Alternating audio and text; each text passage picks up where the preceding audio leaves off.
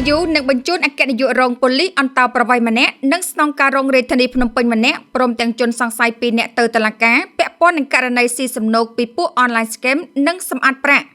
លោកទេសរដ្ឋមន្ត្រីអមយិនទៀងប្រធានអង្គភិបប្រឆាំងអំពើពុករលួយឬហៅថា ACU បានបញ្ជាក់ប្រាប់អង្គភិបព័ត៌មាន Fresh News ឲ្យដឹងថាអង្គភិបប្រឆាំងអំពើពុករលួយនឹងបញ្ជូនលោកឧត្តមសេនីយ៍ឯកអុកហៃសៃឡាអគ្គនាយករងអន្តោប្រវេសន៍និងឧត្តមសេនីយ៍តូសសំណាងស្នងការរងរាជធានីភ្នំពេញព្រមទាំងជនសង្ស័យ2នាក់ទៀតទៅតុលាការនៅវេលាម៉ោង 4:30 នាទីរសៀលថ្ងៃទី22 ខែមេសាឆ្នាំ2026ពាក់ព័ន្ធនឹងករណីសង្ស័យស៊ីសំណូកពីពួក online scam និងសម្អាតប្រាក់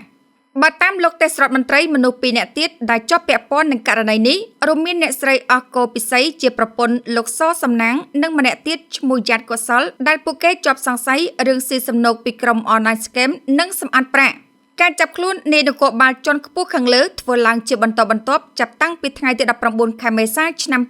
2026បើតាមលោកទេសរដ្ឋមន្ត្រីករណីនេះ ACU បានបើកប្រតិបត្តិការស៊ើបអង្កេតអស់រយៈពេល20ថ្ងៃមកហើយ